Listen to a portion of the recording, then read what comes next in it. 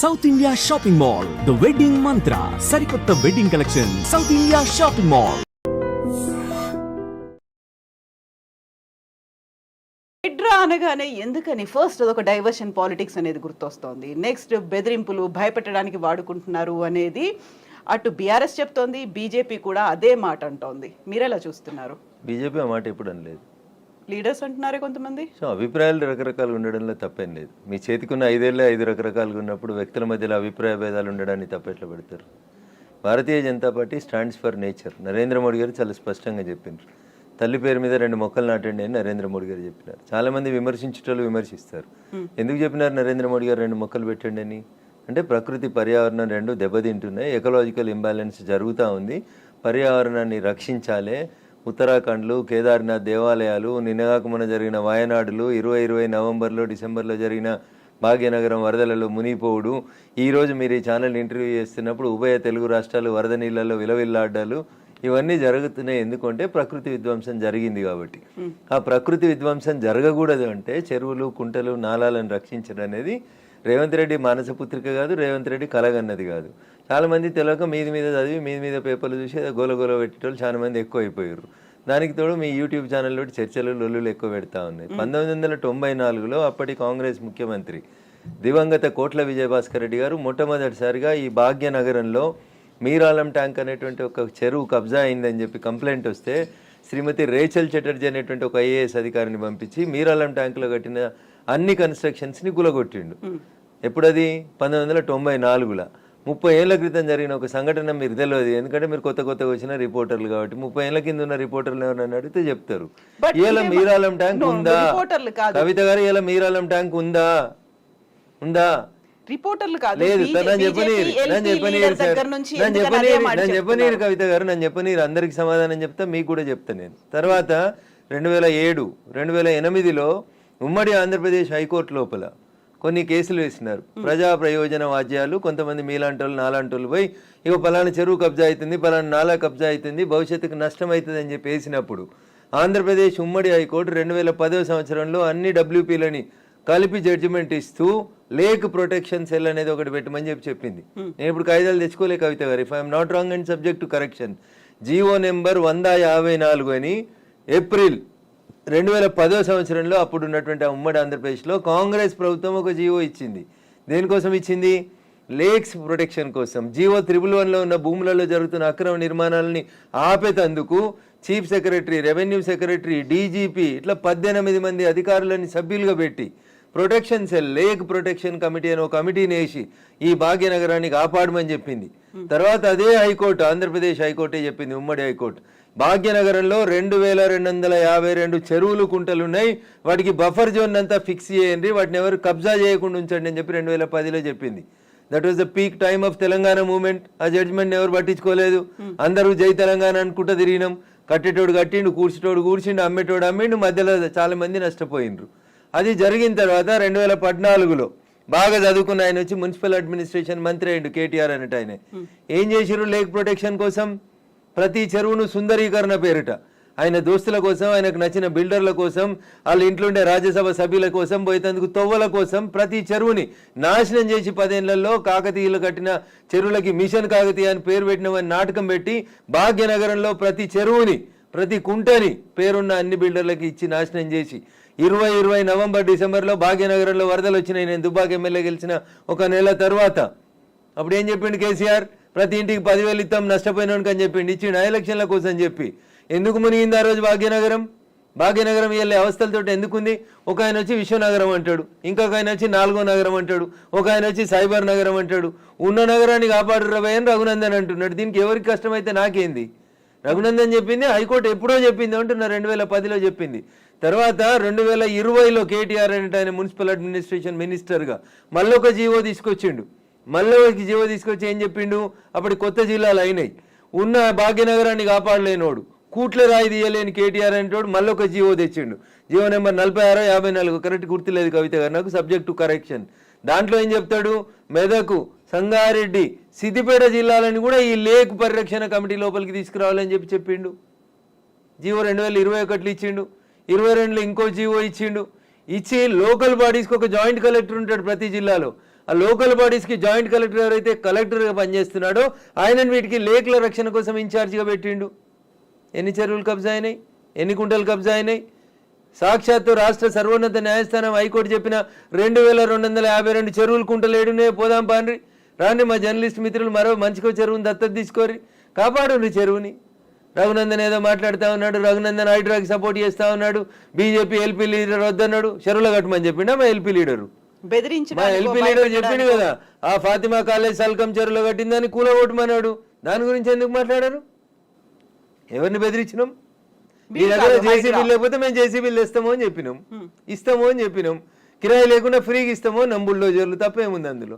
మా LP leader గది మాట్లాడింది చూసిన నేను మాట్లాడిందని మా ఎల్పీ లీడర్ ఏడో కాంట్రాడిక్ట్ చేయలేదు. ఏం చేసిర్రు? కేవలం పెద్దల్ని కాపాడడానికి, పేదల కోసం ఫైట్ అనేది దీన్ని యాక్చువల్ గా ఎలా చూస్తున్నారు? పల్లం రాజు అంటే పేదోడా పెద్దోడా? పల్లం రాజు ఏ పార్టీలో ఉన్నాడు? నాగార్జున అనేటోడు పెద్దోడా చిన్నోడా? ఏం మాట్లాడతారు మీరు? మల్లారెడ్డి కాలేజీ కూలగొట్టొద్దా? మీరు పొంతన లేని ప్రశ్నలు అడగొద్దు.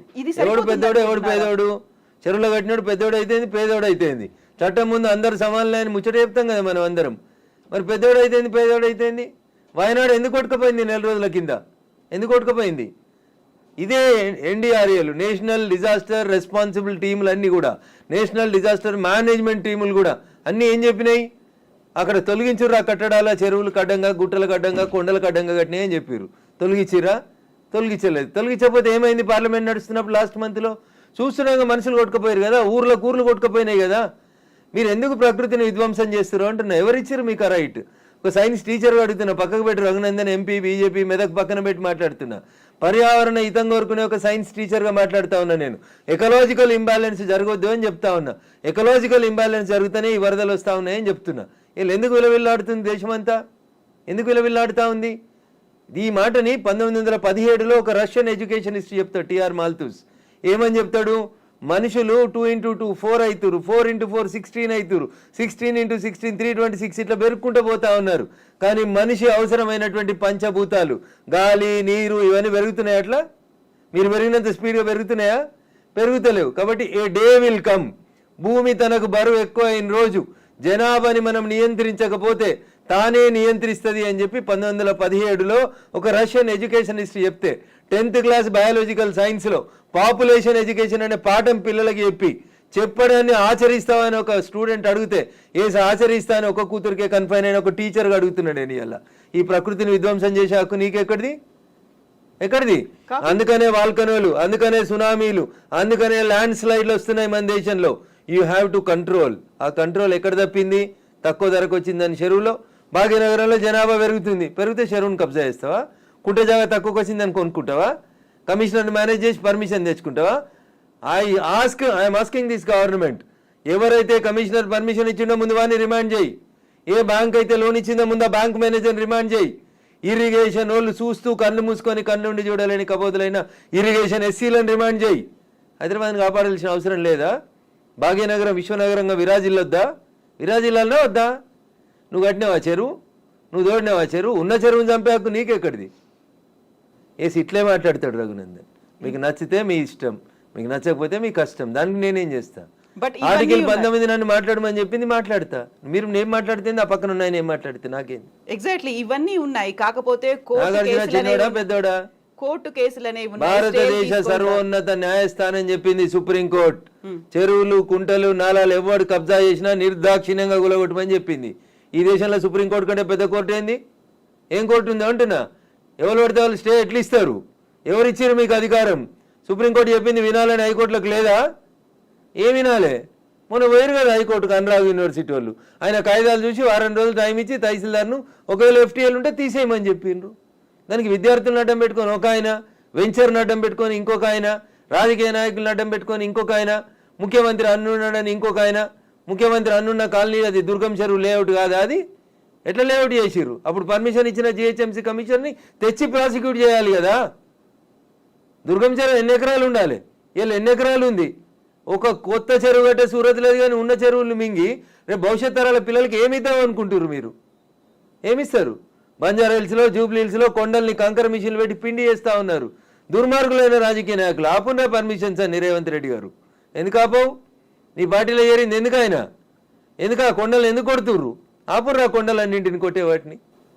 ఇది ఇప్పటికిప్పుడు జరుగుతున్న విషయం కాదు, ఏళ్ల తరబడి రాత్రికి రాత్రి జరిగింది కూడా కాదు. ఎవరో ఒకరు మొదలు పెట్టాలా వద్దా?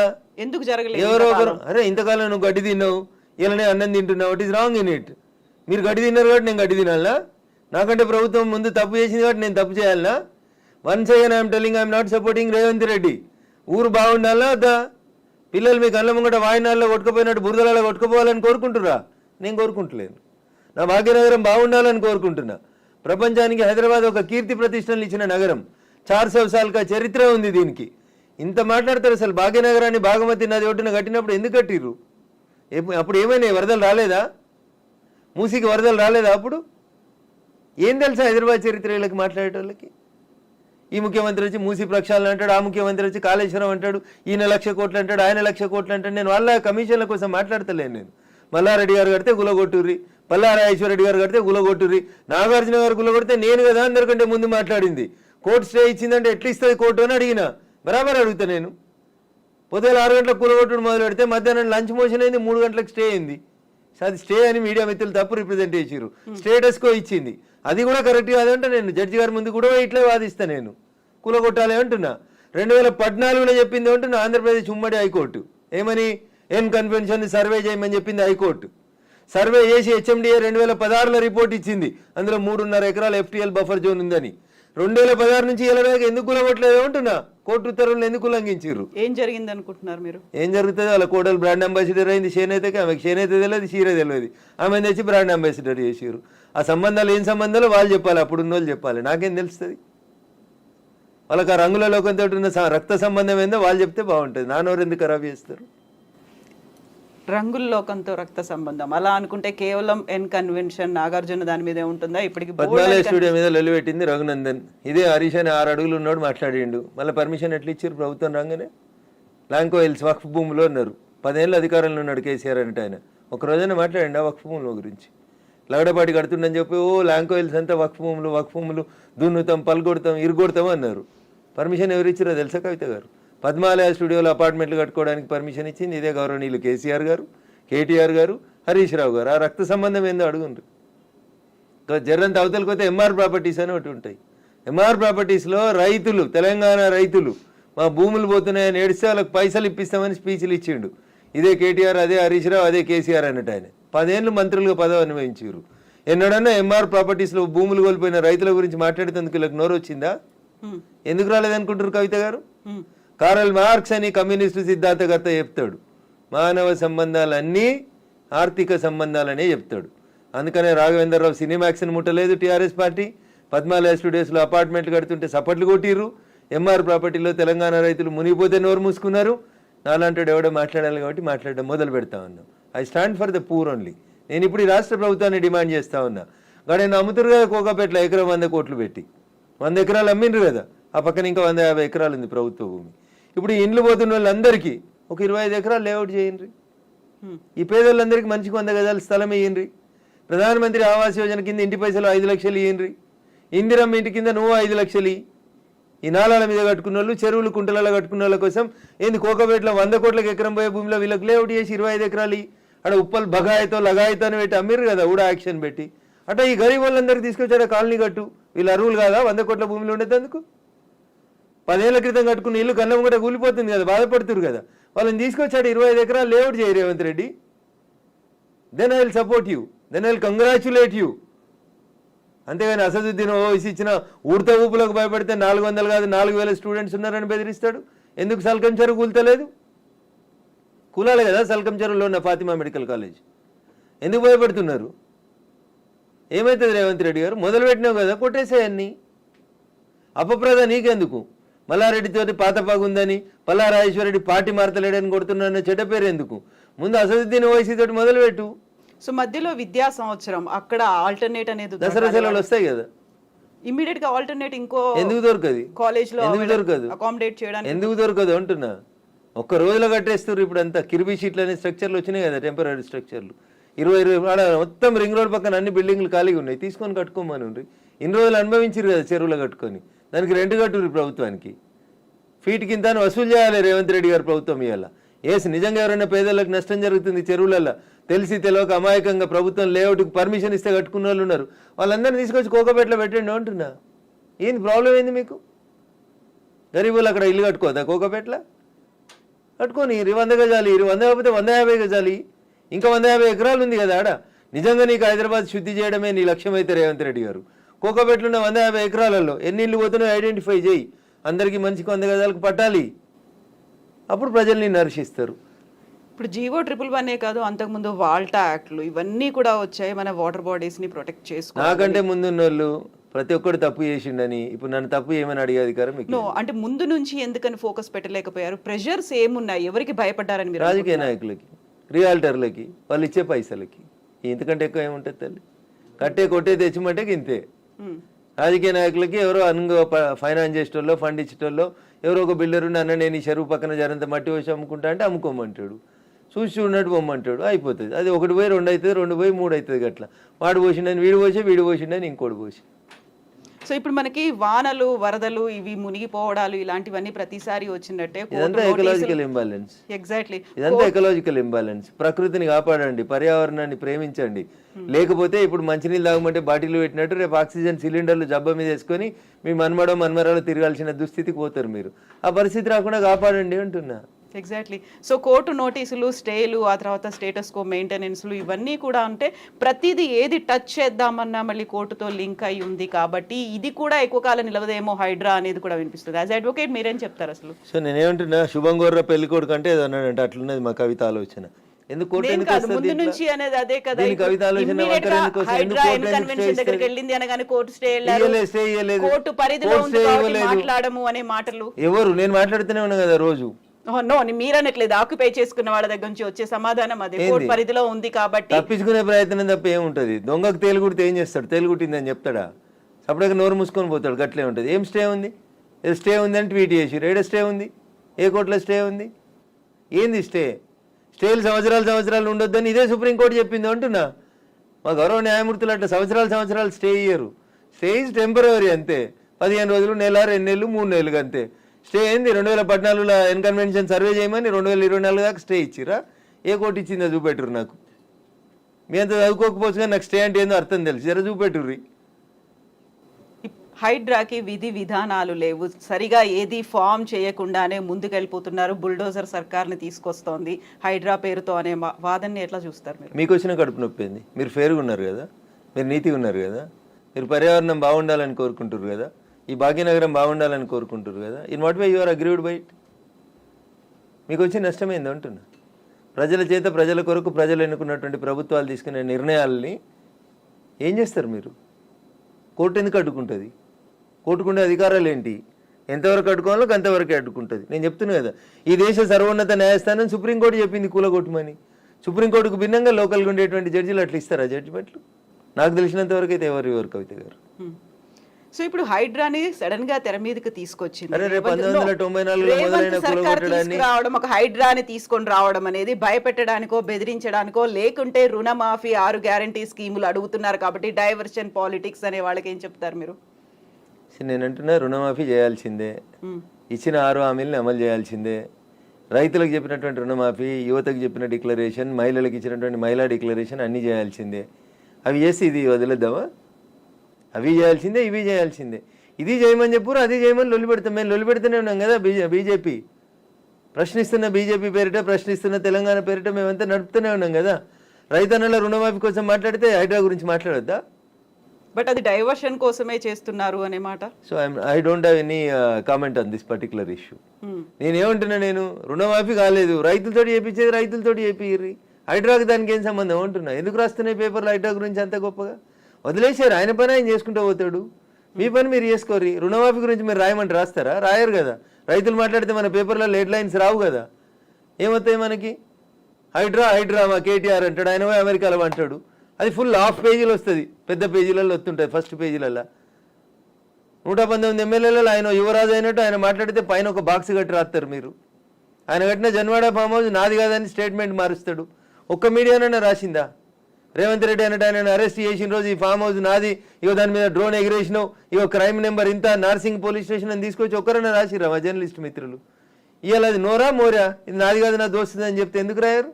ఆ రోజు స్టేట్మెంట్ ఈ రోజు స్టేట్మెంట్ రెండు పక్క పక్కన పెట్టి ఎందుకు చూపాయించారు? ఎలక్ట్రానిక్ మీడియాలో ఎందుకు చూపెట్టారు?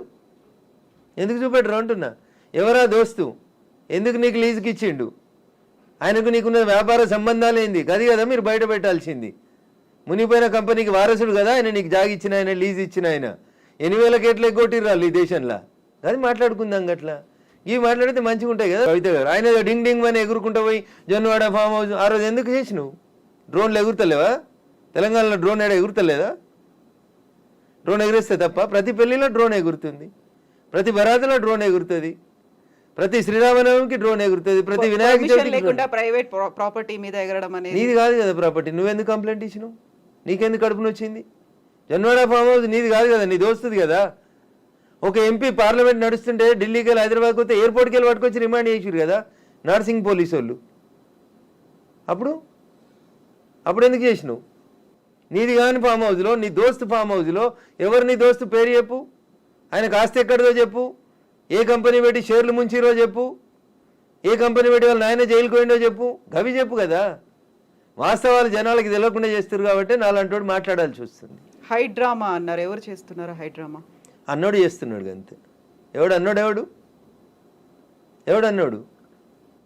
పేరు చెప్తా చెప్తావా? వాని చరిత్ర ఏందో చెప్పిపోతే మీరన్నారు ఇప్పుడు హైడ్రామా చేస్తున్నారని. నేను చెప్పలేదు, ఆ పొరపాటున కూడా అనలే. హైడ్రా వాళ్ళ పనులు చేసుకుంటూ పోనీరు అంటున్నా. సల్కం చెరువును గులగొట్టిన రోజు రంగనాథ్ సంగతి అడుగుతాను నేను, రేవంత్ రెడ్డి సంగతి కూడా అడుగుతా. మొదలు పెట్టగానే అడ్డమైంది కాలాల కట్టే పెడతారు అంటున్నా. మల్లారెడ్డి కాలేజీని గులగొట్టకపోతే అడుగుతా నేను.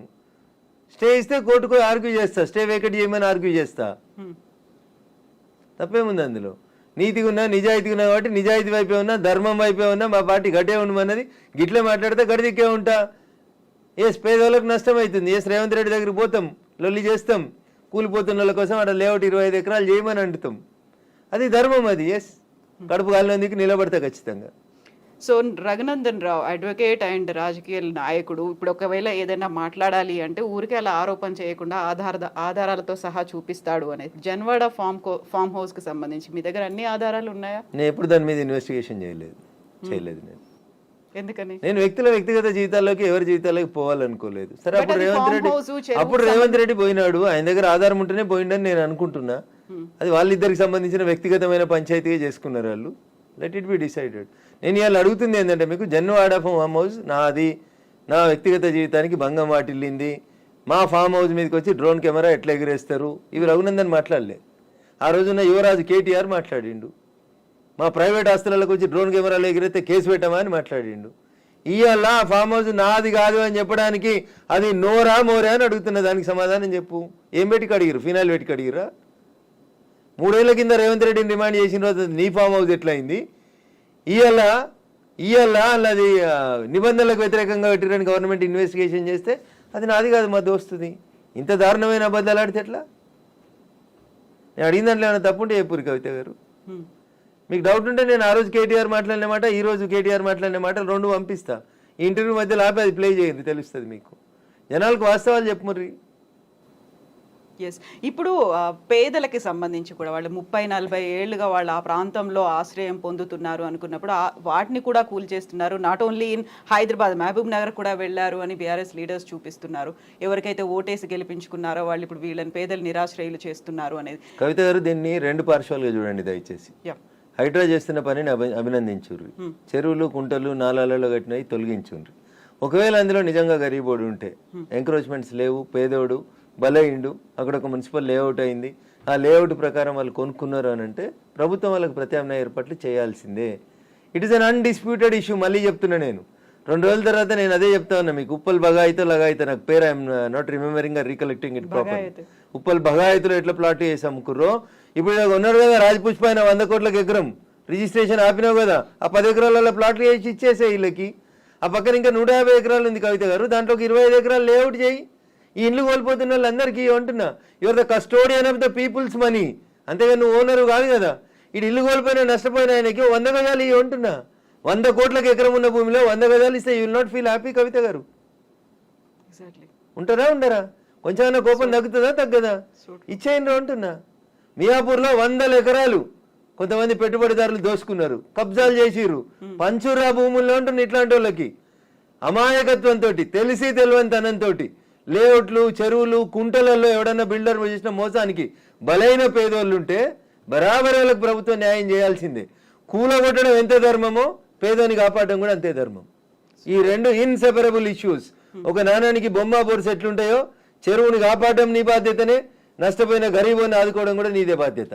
ఆదుకోవాలని కూడా ప్రభుత్వాన్ని మేము డిమాండ్ చేస్తా ఉన్నాం. ఎగ్జాక్ట్లీ. ఇప్పుడు హైదరాబాద్ హైడ్రాకి సంబంధించి ఈ ఒక అంశం రన్ అవుతూ ఉన్నప్పుడే ఇంకొక అంశం కూడా తెర మీదకి వచ్చింది. మహబూబ్నగర్ పోవద్దా? మహబూబ్నగర్లో చెరువు కబ్జా చేస్తే గులగొట్టొద్దా? ఎగ్జాక్ట్లీ. సిద్దిపేటలో చెరువు కబ్జా చేస్తే గులగొట్టొద్దా?